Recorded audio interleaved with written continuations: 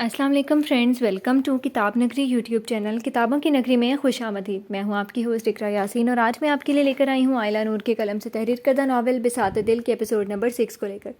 اس episode کو start کرنے سے پہلے آپ جلدی سے کر لیجئے ہمارے چینل کو سبسکرائب، ویڈیو کو لائک اور کلک کر لیجئے بیل آئیکن کو۔ اب آتے ہیں ایپیسوڈ کی جانب۔ اس نے اپنی گردن پہ ہاتھ پھیرا جو مسلسل کام کرنے کی وجہ سے دکھ رہی تھی۔ سامنے لیپ ٹاپ پر فائل کھلی تھی۔ اس نے کرسی کی پشت سے سر ٹکایا۔ ورکنگ لوڈ آج کل زیادہ ہو گیا تھا کیونکہ وہ باقاعدگی سے ایک بار لازمی شہرام سے ملنے جاتا تھا۔ ابھی اس نے آنکھیں بند کی ہی تھی کہ موبائل کی رنگ ٹون بجی جہاں موم کالنگ لکھا ہوا آ رہا تھا۔ السلام علیکم موم، میں آپ کو ہی کال کرنے والا تھا۔ دراصل آج میں ذرا لیٹ ہو جاؤں گا، آپ سو جائیے گا۔ ارسلان، اس وقت رات کے 8 بج رہے ہیں اور آفس ٹائمنگ 6 بجے کی ہے۔ اگر تمہیں آفس میں کام تھا تو کم از کم سلوہ کو ہی گھر بھیج دیتے۔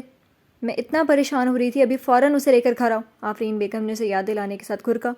اوہ، میں بالکل بھول گیا تھا، ایک تو آپ نے اسے ساتھ لانے کی ذمہ داری الگ لگا دی ہے۔ ڈرائیور کے ساتھ آ جاتی وہ، لیکن نہیں، وہ تو چھوٹی بیبی ہے جسے بیبی سیٹر کی ضرورت ہے۔ ارسلان اپنے ماتھے پر ہاتھ مار کے جھنجھلایا۔ کام کرتے کرتے وہ سلوہ کو یکسر فراموش کر چکا تھا۔ یاد آتی ہی اسے سلوہ پر تاؤ آیا جس نے آ کے بولنا تک مناسب نہیں سمجھا تھا۔ رات کے وقت میں جوان جہان بچی کو ڈرائیور کے ساتھ آنے کا کہتی، ابھی فوراً لے کے پہنچے اسے، بیچاری پتہ نہیں بھوکی ہوگی کب سے۔ آفرین بیگم کو افسوس ہوا۔ ڈرائیور آدمی ہے تو کیا میں اس جوان جہان بچی کے لیے آدمی نہیں ہوں؟ بھوکا آپ کا بیٹا ہے جو کام میں سب کچھ فراموش کر چکا ہے۔ جب سے یہ بچی آئی ہے آپ اس کی بیبی سیٹر بن گئی ہیں اور مجھے بھی بنا دی ہے۔ آ رہا ہوں میں آپ کی بیبی کو لے کر، کیونکہ اس نے بولنا ہی نہیں سیکھا جو مجھے یاد دلا سکے۔ الفاظ نے لفظ بچی چبا چبا کر کہا تھا۔ آفرین بیگم نے اسے جلدی آنے کا کہہ کر کال کاٹ دی۔ ارسلان اپنی جگہ سے اٹھا، کرسی پر موجود اپنا کوٹ پہنتے وہ آفس لاک کرنے کے بعد باہر آیا۔ اس نے سلوہ کے کیبن میں جھانکا جہاں اس وقت اس کا مینیجر عامر موجود تھا۔ سلوہ اپنی سیٹ پر بیٹھی ہوئی تھی جبکہ وہ اس کے سامنے براجمان تھا۔ عامر کو بھی ارسلان نے کام کا لوڈ ہونے کی وجہ سے دیر تک روکا ہوا تھا۔ مس سلوہ، آپ یہاں بیٹھی کیا کر رہی ہیں؟ آفس کی چھٹی کا ٹائم ختم ہو چکا ہے اور آپ کو باتیں بنانے سے فرصت ہی نہیں مل رہی۔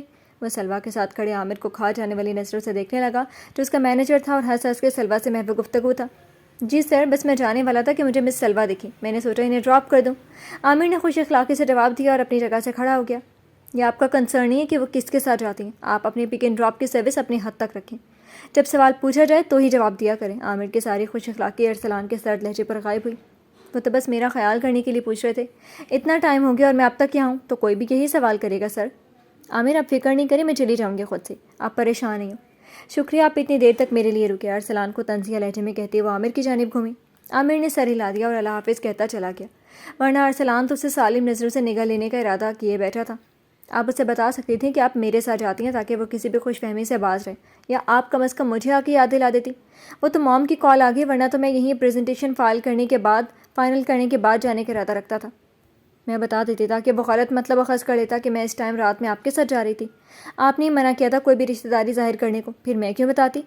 آپ یہاں میرے باس ہیں تو میں آپ کو اپنی وجہ سے چلنے کا نہیں کہہ سکتی، سلوہ نے بگڑے لہجے میں کہا۔ ارسلان نے اسے ایک ہفتے میں زج کر دیا تھا۔ وہ بار بار اپنے آفس میں اس کے چکر لگواتا، الگ الگ فائل ڈھونڈنے کو کہتا۔ سلوہ سمجھ چکی تھی کہ وہ اسے حد سے زیادہ کام دے رہا ہے، مگر وہ خاموش رہی۔ واٹ ایور، ابھی آپ چلیں ورنہ موم مجھے گھر میں آنے نہیں دیں گی، ارسلان نے پینٹ کی جیب میں ہاتھ اڑستے ہوئے کہا۔ اس نے بغور سلوہ کا جائزہ لیا تو ٹھٹکا۔ یہ ناول آپ کتاب نگری یوٹیوب چینل پر پڑھ اور سن رہے ہیں۔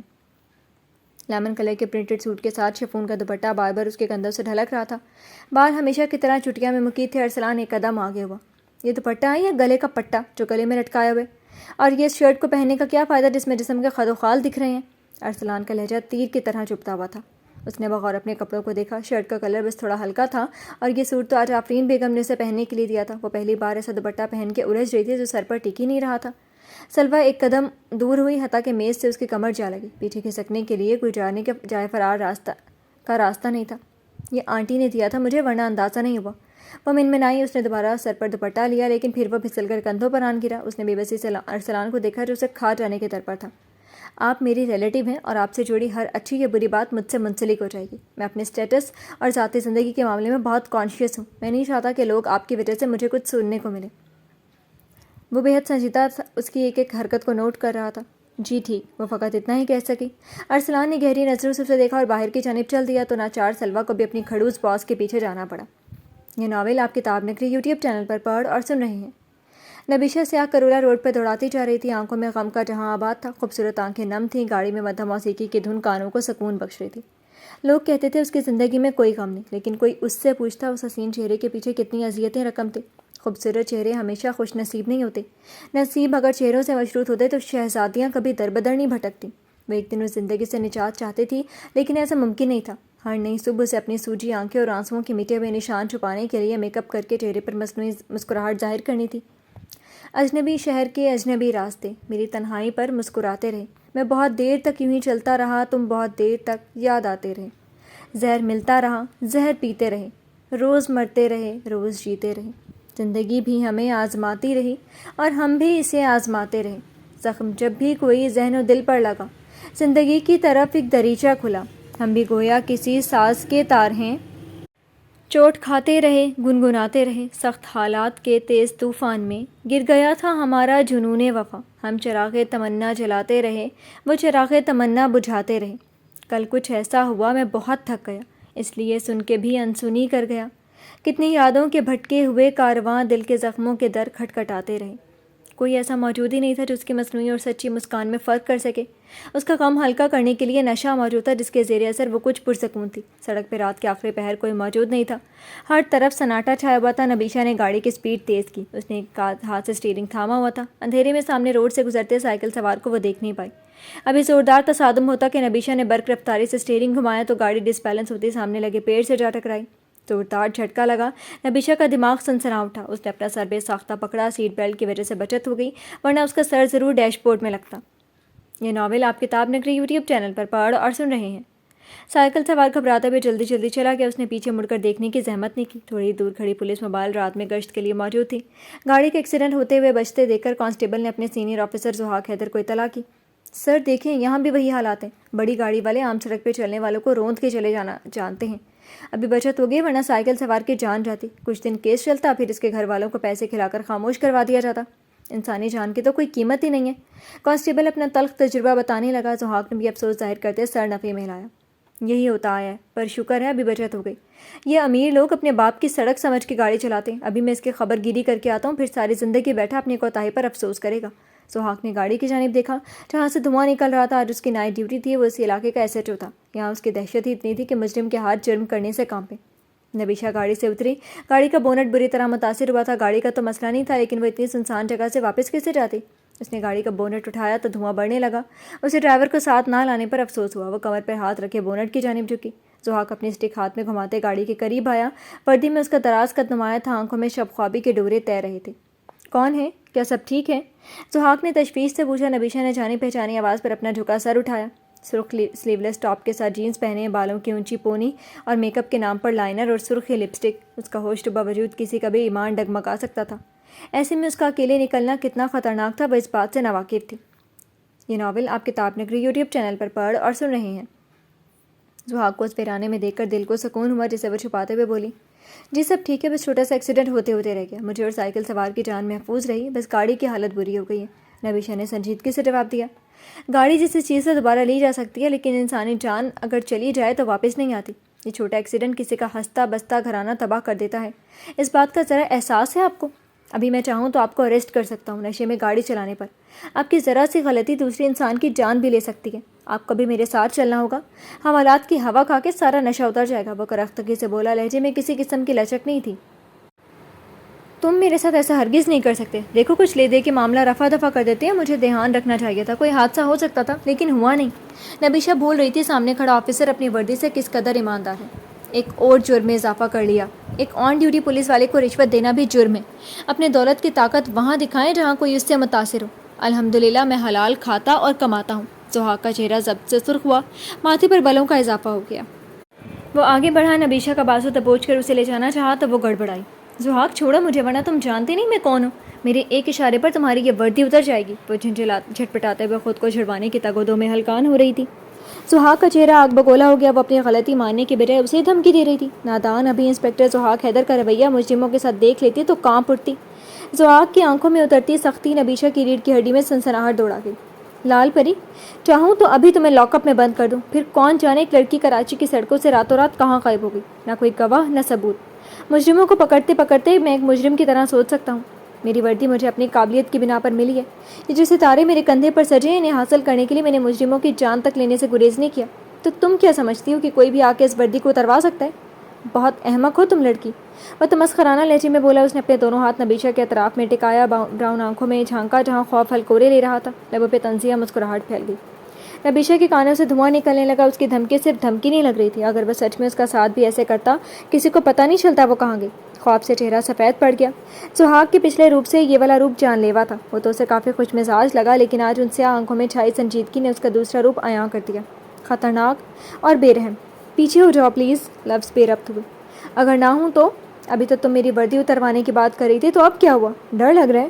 اگر لگ رہا ہے تو بالکل جائز ہے، تمہیں ڈرنا چاہیے اس حد درجہ قربت سے، آنکھوں کو خیرہ کر دینے والے اپنے حسن سے، میری سیاہ آنکھوں کے اندھیرے سے جو تمہیں سالم نگل لینا چاہتے ہیں۔ گھمبیر لہجے میں سلگتے انگاروں کی سی تپش در آئی تھی۔ سیاہ آنکھوں کی پراسراریت بڑھتی جا رہی تھی۔ نبیشہ کی آنکھیں پھٹی کی پھٹی رہ گئی۔ سہاگ کا ایک بھی عضو اسے چھو نہیں رہا تھا، لیکن اگر وہ ہلتی تو ضرور اسے ٹکرا جاتی۔ رات اس پہر وہ تنہا اس کے رحم و کرم پر تھی۔ نبیشہ کی سرخ لال آنکھوں سے نشہ اڑنچھو ہو کر خوف غالب آنے لگا، تمام حصے بیدار ہو گئے۔ پلیز، ہاتھوں کی کپکپاہٹ میں اضافہ ہوا، دل گویا پسلیاں توڑ کر نکلنے کو بیتاب تھا۔ یہ ناول آپ کتاب نگری یوٹیوب چینل پر پڑھ اور سن رہے ہیں۔ تمہیں میں کس کس جرم کے لیے معاف کروں نبیشہ طاہر؟ یہ تو سراسر میرے پیشے سے غداری ہوگی۔ میں اتنا بڑا قدم کیسے اٹھاؤں جس میں میرا اپنا نقصان ہے؟ کوئی میرے فائدے کی بھی تو بات ہو۔ اس کی نظروں کا محور اپنے چہرے کو محسوس کرتے وہ سہمی، رخسار تپ کر گلابی ہو گئے۔ کیسا فائدہ چاہیے؟ بے ربط آواز میں پوچھا۔ دولت کا فائدہ تو مجھے چاہیے نہیں، باقی اس وقت میں جو فائدہ چاہوں حاصل کر سکتا ہوں۔ رات کے آخری پہر نکلنے اور نشے میں دھت لڑکیوں کے انجام سے تو واقف ہوگی۔ سہاگ اس کی غلطی کا احساس کروا رہا تھا، اس کی جگہ کوئی اور ہوتا تو نہ جانے کیا ہوتا۔ میں نہیں نکلوں گی آئندہ باہر اس طرح۔ میں کوئی نشئی نہیں ہوں، بس کبھی کبھی کچھ غم جب جان لینے کے در پر آ جاتے ہیں تو انہیں بھلانے کے لیے تھوڑی مقدار میں لے لیتی ہوں، ورنہ میں ایسی لڑکی نہیں ہوں جیسے تم سمجھ رہے ہو۔ میں تمہیں کسی اور قسم کا فائدہ نہیں دے سکتی سوائے دولت کے۔ وہ پشیمانی سے ہاتھوں میں چہرہ گرائے پھوٹ پھوٹ کے رو دی۔ خوف سے جان نکلنے کو تھی کہ یہاں کوئی اسے بچانے نہیں آتا۔ اب وہ دھمکیاں دے رہی تھی اور اب بھیگی بلی بن رہی تھی۔ یہ ناول آپ کتاب نگری یوٹیوب چینل پر پڑھ اور سن رہے ہیں۔ یہی سمجھانا چاہ رہا ہوں، تم حسن کی دولت سے مالا مال ہو۔ یہ حسن وبال جان بھی بن سکتا ہے۔ نشہ تھوڑا ہو یا زیادہ، یہ انسان کے حواس سلب کر دیتا ہے۔ کسی بھی حال میں نشہ سکون نہیں دیتا، یہ بے چین ہی رکھتا ہے۔ انسان آہستہ آہستہ ختم ہوتا جاتا ہے۔ ان غموں کا علاج صرف اس کے پاس ہے جو ہمیں غم اور خوشیاں دونوں دیتے ہیں۔ سنجیدگی سے کہتے پینٹ کی جیب میں ہاتھ اڑسے۔ مجھے پولیس اسٹیشن نہیں جانا، پلیز ہیلپ می، میں نے جان بوجھ کے نہیں کیا، تو میرا لائسنس رکھ لو۔ مجھے نہیں جانا، میری ساری باتوں کے لیے سوری۔ روتے روتے سر اٹھایا، آنسوؤں سے بھیگا چہرہ اسے قابل طرز بنا رہا تھا۔ ٹھیک ہے، اس بار جانے دے رہا ہوں، لیکن اگلی بار گریز کرنا، ورنہ میں حوالات کی سیر کروانے میں ہرگز گریز نہیں کروں گا۔ وہاں اچھے اچھوں کے غم اور نشے بھلا دیتا ہوں میں۔ اس نے گہری سانس ہوا کے سپرد کی، اسے غلطی کا احساس دلانا ضروری تھا۔ نبیشہ نے روتے ہوئے زور و شور سے سر ہلایا۔ میری گاڑی خراب ہو گئی ہے تو میں گھر کیسے جاؤں گی؟ یہاں تو سگنل بھی نہیں آ رہے، جھجکتے ہوئے بولی۔ سہاگ نے اسے گھوری سے نوازا۔ اب کیا گھر بھی میں ہی چھوڑ کر آؤں گا؟ پولیس والا ہوں، ڈرائیور نہیں۔ عجیب مصیبت پلے پڑ چکی ہے۔ وہ جھنجھلایا۔ نبیشہ نے امید سے دیکھا جیسے وہ اسے منع نہیں کرے گا۔ رات کے اس پہر ایک لڑکی کو ایسے اکیلے چھوڑ کے جانا بھی ایک پولیس والے کو زیب نہیں دیتا کہ پولیس عوام کی آسانی کے لیے، اسی لیے تم مجھے گھر چھوڑ کر جا رہے ہو۔ وہ ناک چڑھا کر بولی تو یہ تو طے تھا، اس کی فطرت میں خود سری تھی۔ ابھی وہ کچھ بولتا کہ فضا میں کتے کے بھونکنے کی آواز گونجی۔ وہ اپنی جگہ سے اچھلی، بے ساختہ اس کی شرٹ دبوچی۔ بچاؤ بچاؤ، صرف آواز ہے، کتا سامنے موجود نہیں ہے۔ باخدا چڑیلوں کی طرح چلاؤ گی تو وہ بھی ڈر کر بھاگ جائے گا، طنزیہ لہجے میں کہتے وہ نبیشہ کو آگ لگا گیا۔ اس نے جواب دینے سے گریز کیا، لیکن اس کی شرٹ نہیں چھوڑی۔ میں عوام کا محافظ ضرور ہوں، مگر بندہ بشر ہوں۔ اگر عوام مجھ سے اتنا چپکے گی تو میں بھی اپنے سارے لحاظ بالائے طاق رکھ دوں گا۔ سہاگ نے اپنی شرٹ نرمی سے اس کے ہاتھوں سے آزاد کی اور جیب تک جانے کے لیے مڑا۔ اتنی بھی مربتی، بالکل لحاظ نہیں تھا اس جنگلی پولیس والے کو۔ پھر سے بھونکنے کی آواز آئی تو نبیشہ چلاتی ہوئی اس کے پیچھے بھاگتے ہوئے لپٹ گئی۔ سہاگ کے صفتات پر ایک پل کے لیے گڑبڑایا۔ یہ لڑکی انتہائی جذباتی تھی۔ نبیشہ کا سر سہاگ کے پشت سے ٹکرایا تو دونوں زمین بوس ہوئے۔ اس روڈ پر گرنے سے بچانے کے لیے سہاگ نے دونوں ہاتھ اس کے گرد حصار باندھا۔ نبیشہ نے آنکھیں میچتے ہوئے اس کی شرٹ جکڑی۔ سہاگ نیچے جبکہ نبیشہ اس کے اوپر گری۔ سہاگ کی کوہنیوں پر رگڑ کا احساس ہوا، ہاتھ کی پشت روڈ پر لگے پتھر سے ٹکرا کر زخمی ہو گئے، جن سے ہلکا ہلکا خون رسنے لگا۔ لال پری، تم نے مجھے دن میں تارے دکھا دیے۔ لگتا ہے تمہیں مجھ پر گرنے کا بہت شوق ہے۔ اٹھ بھی جاؤ ورنہ میرا نازک وجود پس جائے گا۔ اتنی موٹی ہو تم ویسے کہ میرا دم نکل جائے۔ سہاگ کی دہائیاں عروج پر تھی جسے سچ میں اس کا دم نکلے جا رہا ہو۔ یہ ناول آپ کتاب نگری یوٹیوب چینل پر پڑھ اور سن رہے ہیں۔ مجھے کوئی شوق نہیں ہے، تم میں اتنے مینرز نہیں ہیں کہ ایک لڑکی کو جب ڈر لگے تو اسے اکیلا نہیں چھوڑا جاتا۔ بھاڑ میں جاؤ تم جہاں جا رہے تھے۔ نبیشہ نے دونوں ہاتھ اس کے چوڑے سینے پر رکھ کر اٹھنا چاہا، جس کے نتیجے میں وہ دوبارہ سہاگ پر گری۔ اس کے بال سہاگ کی شرٹ میں الجھ چکے تھے۔ وہ دھڑام سے واپس اس کے سینے پر گری تو وہ مصنوعی آہ بھر کے رہ گیا۔ دیکھا، صرف اوپر اوپر سے کہہ رہی ہو، ورنہ تمہارا دل مجھ سے چپکے رہنے کا کہہ رہا ہے۔ उस वक्त मुझे अपनी इज्जत का खतरा लाहक हो रहा है। एक लाल परी जो हैंडसम पुलिस वाले पर दिलो जान से आशिक हो गई है। मैं नहीं गिर रही थी, ये तुम्हारी शर्ट से मेरे बाल उलझ गए हैं स्टूपिड। उसकी शर्ट से बालों को आज़ाद करवाने में जुटी वो सब उलझा बैठी। ज़ुहाक ने बौर उसकी सफ़ेद मैदे जैसी रंगत देखी जो हाथ लगाने से भी मैली हो जाए। भीगी शबनमी आंखें इतनी करीब थीं कि वो उन्हें छू सकता था। ये लड़की अपने हुस्न से वाकिफ़ नहीं थी या जानते बूझते अनजान बन जाती थी। नाजुक मरमरी वजूद उसके इतने करीब था कि दोनों की जिस्मों की हिद्दतें बढ़ कर गई। ये नहीं सुलझेंगे अभी, हर चीज़ सुलझाने के लिए पुरसकून होना ज़रूरी है। पैनिक हो जाने से चीज़ें मज़ीद ख़राब हो जाती हैं। तुम रहने दो, ऐसे तो मेरी शर्ट के तमाम बटन ही टूट जाएंगे। ज़ुहाक ने उसके बाल अपने बटन से जुदा किए। नर्म रेशमी बाल उसके हाथों से फिसलते चले गए। उनका रेशमी लम्स अभी तक ज़ुहाक के हाथों में मौजूद था।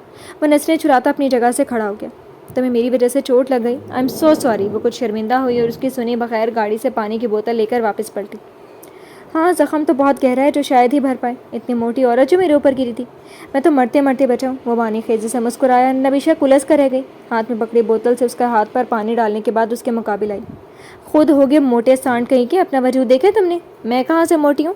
मेरे फिगर की तो लोग तारीफ़ करते हैं। तुम इस लायक ही नहीं कि तुमसे हमदर्दी की जाए। ये नावल आप किताब नगरी यूट्यूब चैनल पर पढ़ और सुन रहे हैं। वह वनक बना खड़ा रहा। उसकी चौड़ी बुलेट जिस पर लड़कियाँ फिदा थीं, चौड़ी बॉडी जिस पर लड़कियां फिदा थी, उसे मोटापा करार दे दिया था उस लड़की ने। मैंने देखा है खुद को, खासा हैंडसम हूँ। इसे मोटापा नहीं, फिटनेस कहते हैं लाल परी। मेरे करीब आओगी तो मैं देखूंगा कि कहाँ से मोटी हो तुम।